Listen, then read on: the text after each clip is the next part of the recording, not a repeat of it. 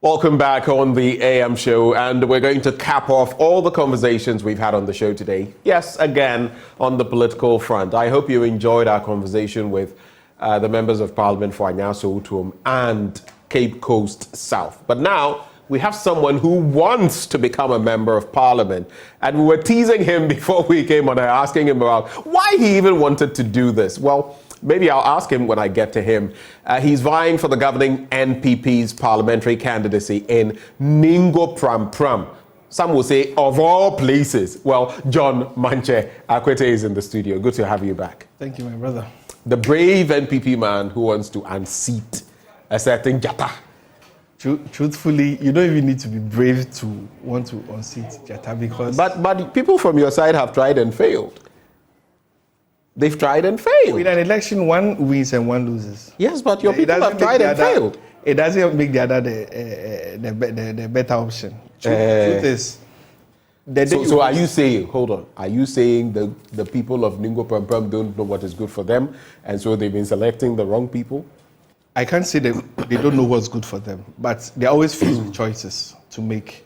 And when you go into an electioneering campaign, your message and your persona informs the decision of the electorates. I don't think the past candidate did badly, but probably the messaging and the presentation wasn't as strong as it should have been. That is what we have learned from, and we are confident that this time, in the history of the 1992 Constitution, you will see an NPP member of Parliament. Ningo Prampram has a very popular candidate in Sam George, especially, again, he's also riding on the wave of the anti-LGBTQ recently. He has a certain now even international clout. How are you going to deal with all of that? When Sam George came to face E.T. Mensah, the clout E.T. Mensah had at the time was like 100 times what he claims he had. What he had. Okay. And what he claims he has now. Oh, I mean, when we talk about LGBTQ, I normally don't want to go there, but the sort of hypocrisy that Sam George exhibits when it comes to this LGBTQ is overwhelming. How so? Ask everybody in Prampram who Sam George's campaign manager is. Hey. And his sexual orientation. If he's serious. Okay, so this is getting interesting.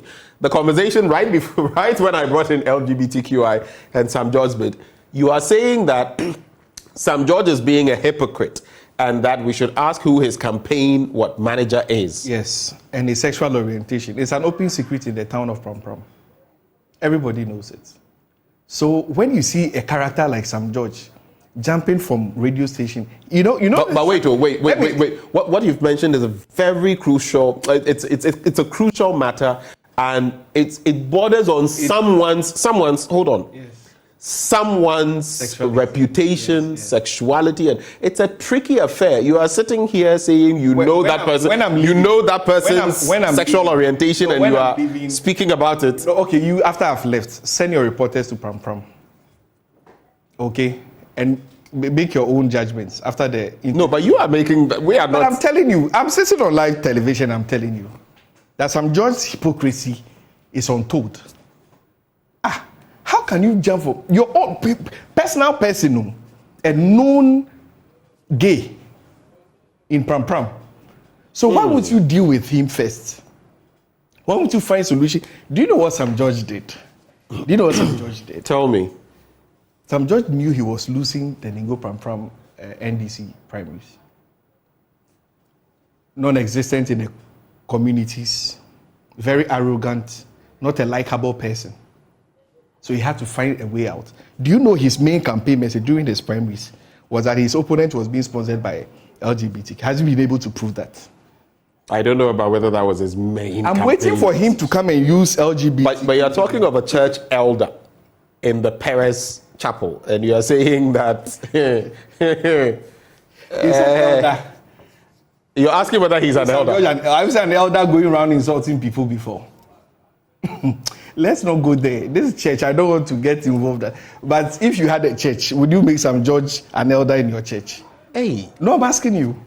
What kind of comments? No, if you had a church. I don't have a church. I don't run a church. I don't own a church. Maybe that's why. But Well, it's their church. Maybe they have their own, parameters they set for their elders. But if I had a church, Sam George wouldn't even be a security man in my church. Trust me.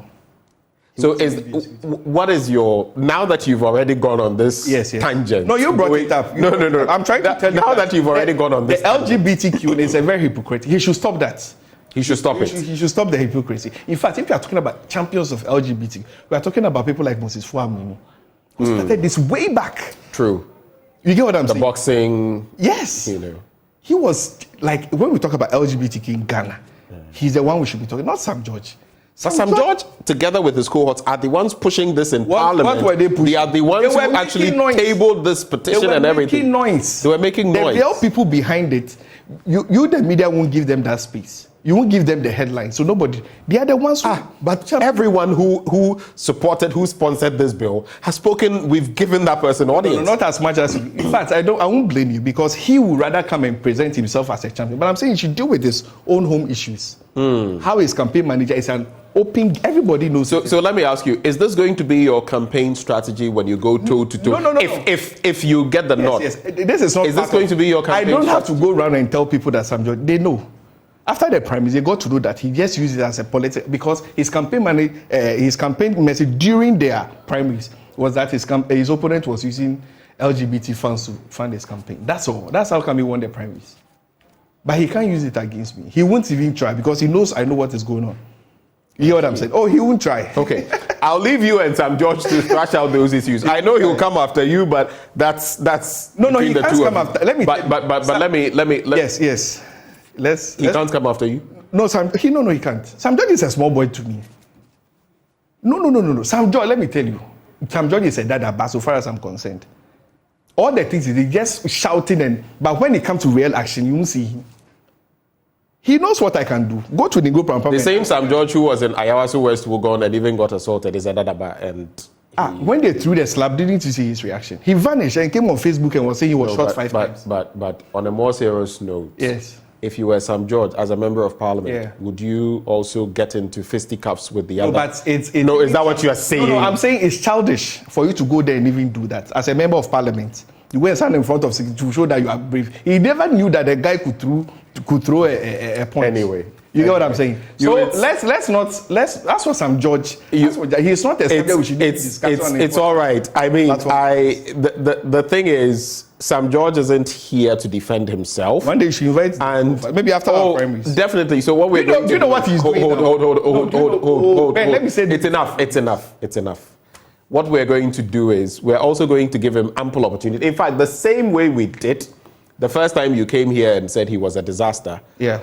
We brought him here, and he shared his thoughts on this matter. We're going to do same for the Member of Parliament for Ningo Prampram, because these are some pretty wild allegations you have made today. But let's focus on your campaign. Yes. Come the 2nd of December, which is Saturday, you are trying. You're already throwing pot shots at the person who is already MP, but you are now trying within your party it's a process. to get the nod to become the candidate. And then, if you do, you will go toe-to-toe with Sam George. Yeah. What is your message, Manche? What is your message? Thank you very much. Ben, I'm happy you have lived in Ningo Prampram at least for a while before. Not lived, but worked. Worked, yes, okay. And the potentials in Ningo Prampram are enormous.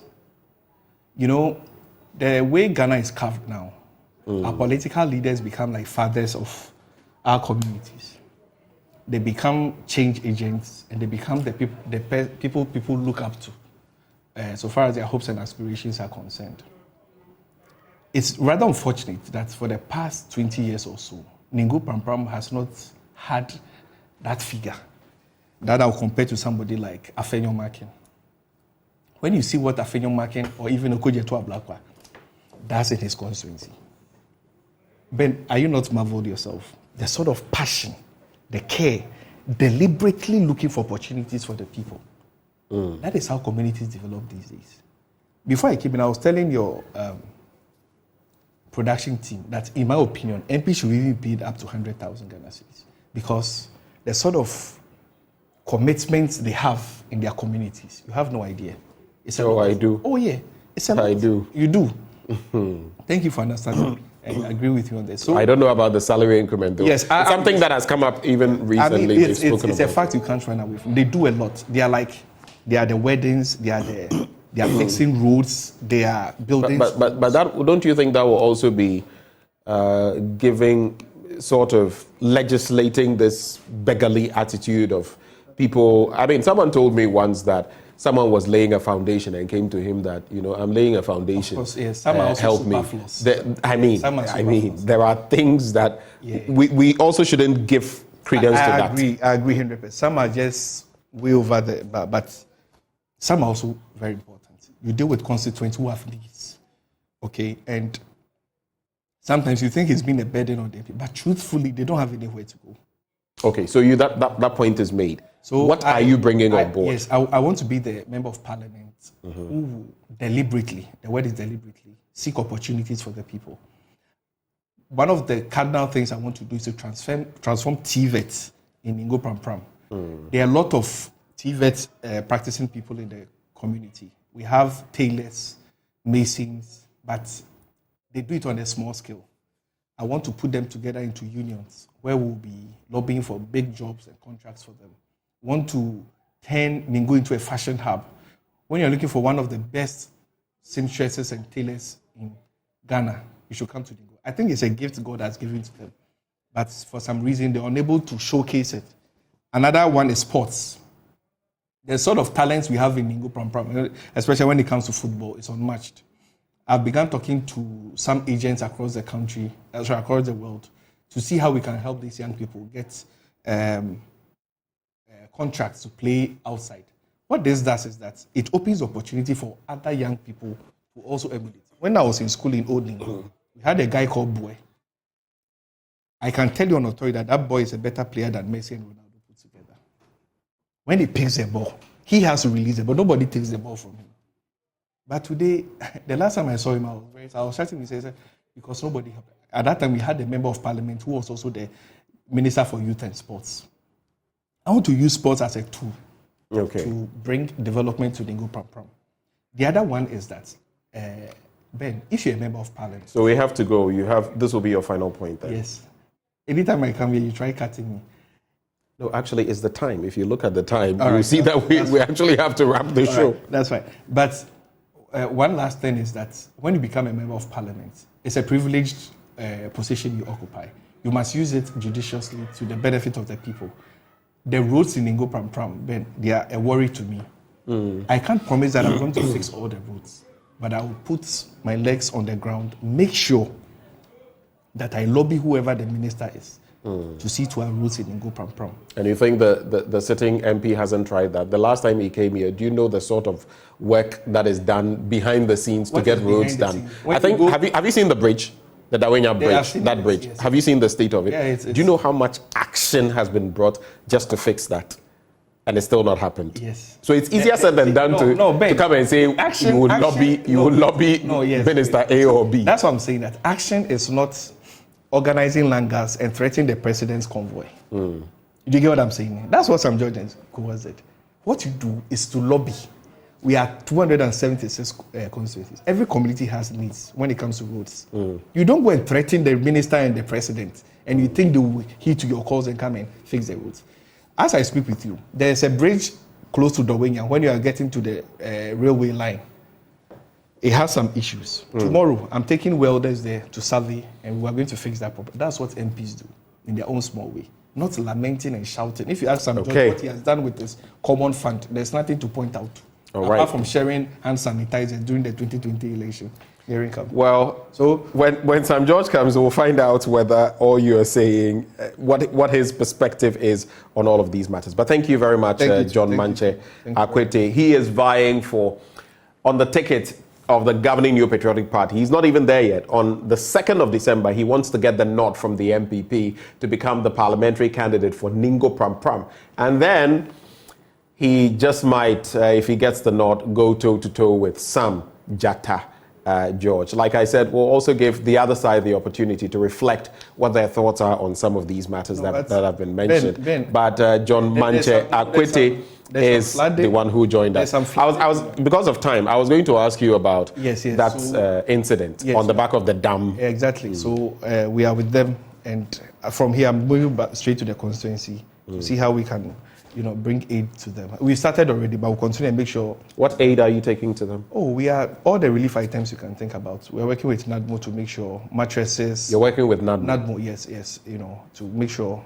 I can't do this alone. I can't do this. So we need all the institutions on board. But isn't that the purview of the MPP, the MP who coordinates these? I mean, there's the dissect, there's the Rex.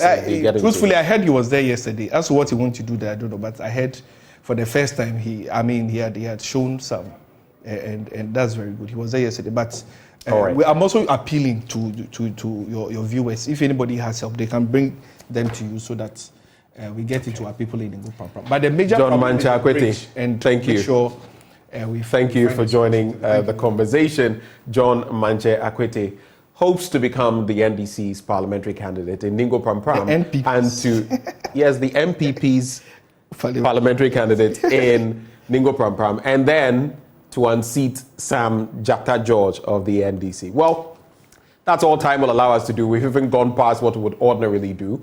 We're grateful that you took the time to watch us this morning on the AM show.